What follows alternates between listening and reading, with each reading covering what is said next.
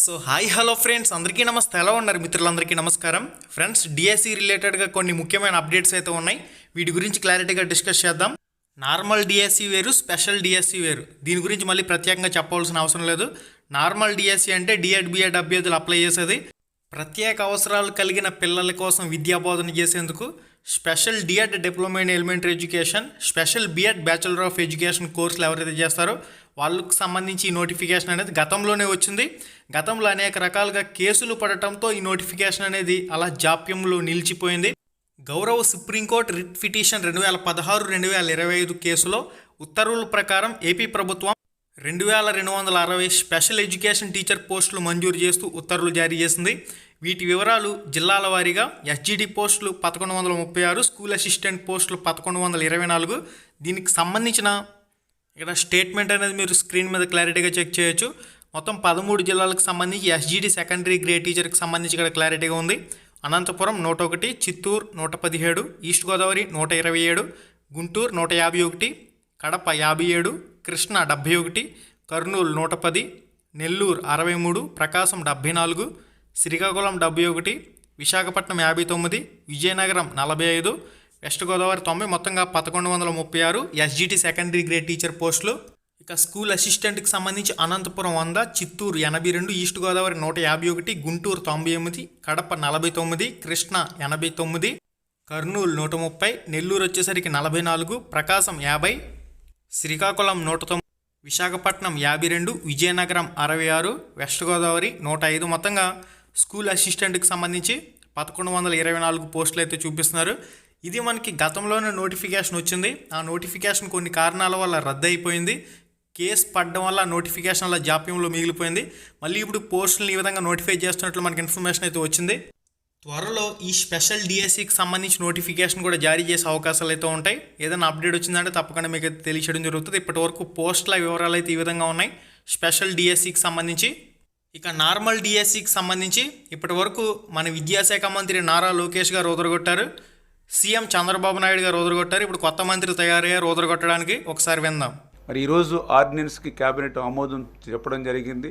మరి 2-3 రోజుల్లోనే ఆర్డినెన్స్ రావడం, ఆర్డినెన్స్ వచ్చిన వెంటనే మళ్ళీ డిఎస్సి కూడా నోటిఫికేషన్ కూడా ఇచ్చి 45 రోజుల సమయం ఇచ్చి సాధ్యమైనంత వరకు రేపు విద్యా సంవత్సరానికి ముందే ఆ డిఎస్సి ద్వారా కూడా ఈ వర్గీకరణ ఫలాలు అందించాలనేటువంటి ఆలోచనతో కూడా ఈ ప్రభుత్వం ఉందనే విషయాన్ని కూడా ఈ సందర్భంగా తెలియజేసుకుంటూ ఉన్నాం. ఈ విధంగా స్టేట్మెంట్స్ అనేవి ఎందుకు ఇస్తున్నారంటే మొత్తం 13 జిల్లాల్లో కూడా డివైఎఫ్ఐ ఆధ్వర్యంలో డిఎస్సి అభ్యర్థులు రోడ్ల మీదకి వచ్చి ధర్నాలు చేస్తున్న పరిస్థితి. ఈ ధర్నాలు చేస్తున్న అభ్యర్థులను అడ్డుకునేందుకు ఈ విధంగా అడ్డగోలు ప్రకటనలు అయితే వస్తూ ఉన్నాయి. అదిగో ఇదిగో నోటిఫికేషన్ అంటూ దాదాపుగా ఇప్పటికీ తొలి సంతకం చేసి 8 నెలల సమయాన్ని గడిపేశారు. మాట్లాడవలసింది పరీక్షలు పోస్టింగుల గురించి కాదు, ముందు నోటిఫికేషన్ వచ్చి తీరాలి.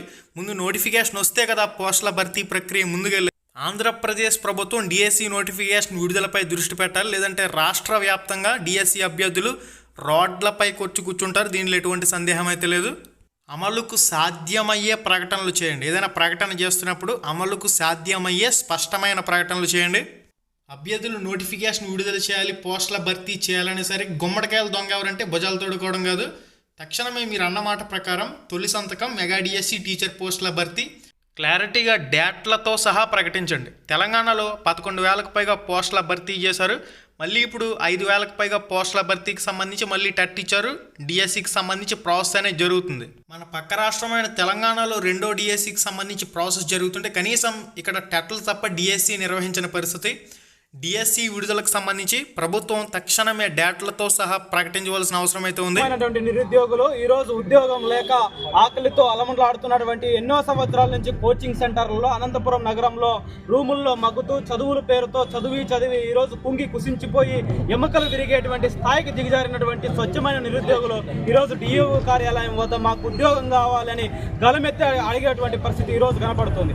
ఈ రోజు ఎన్నికల ముందు నారా లోకేష్ గారు యువగలం పాదయాత్ర సందర్భంగా మొత్తం రాష్ట్ర వ్యాప్తంగా ఒక పాదయాత్ర చేస్తూ ఆ సందర్భంగా ప్రధానంగా ప్రభుత్వ పాఠశాలను పరిశీలన చేస్తూ ఈ ప్రభుత్వ పాఠశాలలో ఉద్యోగులు లేరు, దీనికి కావాల్సినటువంటి డిఎస్సి చాలా అవసరం ఉంది, మేము అధికారంలోకి వస్తే మా తండ్రి గారు చంద్రబాబు నాయుడు గారు ముఖ్యమంత్రి అవుతారు, తొలి సంతకం మేము డిఎస్సి మీదనే పెడతామని చెప్పి ముఖ్యమంత్రి అయిన సందర్భంగా తొలి సంతకం పెట్టారు. కానీ ఈరోజు ఒక రాష్ట్ర ముఖ్యమంత్రి డిఎస్సి నోటిఫికేషన్ కోసం సంతకం పెడితే 8 నెలల కాలం అవుతుంది. ఆయన పెట్టినటువంటి సంతకం అమల్లోకి రాలేదు.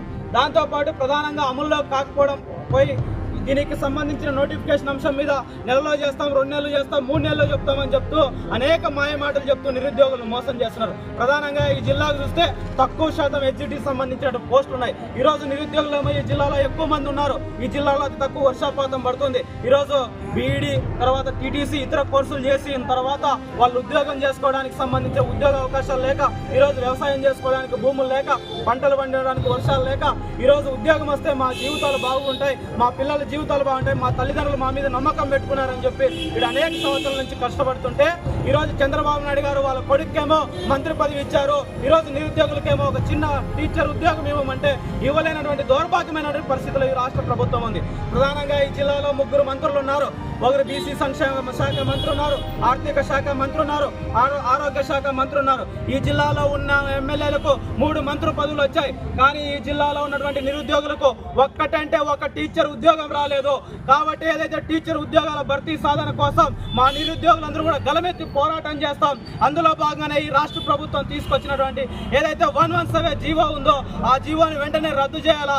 ఆ జీవో రద్దు చేయడంతో పాటు ఏదైతే ఈ జిల్లాకు కావాల్సినటువంటి అవసరమైనటువంటి హెచ్జిసి పోస్టులు ఉన్నాయో వాటన్నిటిని భర్తీ చేయాలని ఈ సందర్భంగా డివైఎఫ్ఐ, ఎస్ఎఫ్ఐగా కూడా మేము డిమాండ్ చేస్తున్నాం.